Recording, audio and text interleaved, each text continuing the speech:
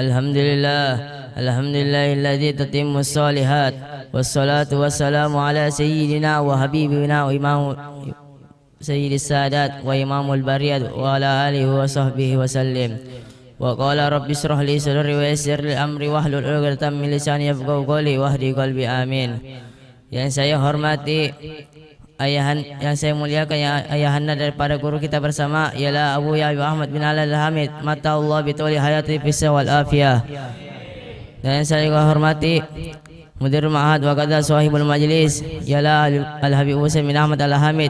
Semoga beliau dipanjangkan umurnya dalam sehat afiat dalam keadaan taat kepada Allah Subhanahu wa taala dan tidak diwafatkan kecuali dapat bakti daripada istri dan anak-anak beliau. Dan yang saya juga hormati para habaib, para asatid, al-mukhtarmin, para santri, para hadirin wal hadirat yang tidak bisa saya sebutkan nama antum-antum semua, tapi tidak mengurangi rasa hormat saya kepada antum-antum semua. Amma ba'd. Ketahuilah wahai hadirin, menangis adalah perkara yang mubah, perkara yang diperbolehkan oleh syariat. Semua orang boleh menangis, akan tetapi sedikit menangis yang bernilai di sisi Allah Subhanahu wa taala. Yang sedikit menangis yang mempunyai keutamaan, mendapatkan keistimewaan di sisi Allah Subhanahu wa taala.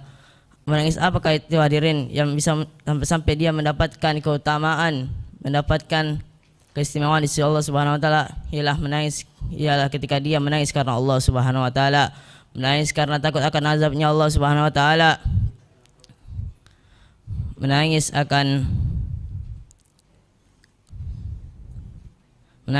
takut dimasukkan ke dalam nerakanya Allah Subhanahu wa taala, menangis akan takut tidak mendapatkan ridhonya Allah Subhanahu wa taala, dan menangis akan takut tidak mendapatkan naungannya Allah Subhanahu wa taala di padang mahsyar nanti, yang mana di mana di hari itu tidak naungan kecuali naungannya Allah Subhanahu wa taala. Di hari itu semua manusia kebingungan mencari naungannya Allah Subhanahu wa taala. Akan tetapi wahai hadirin, orang yang menangis karena takut kepada Allah Subhanahu wa taala akan mendapatkan jaminan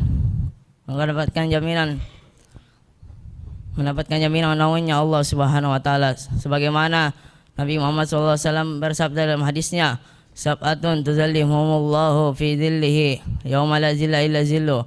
Ada 7 golongan yang akan mendapatkan naungannya Allah Subhanahu wa taala, dan di hari tidak ada naungan kecuali naungannya Allah Subhanahu wa taala.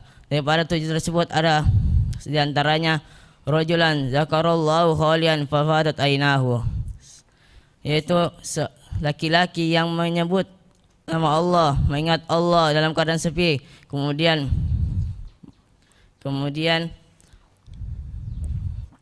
mengalir air matanya.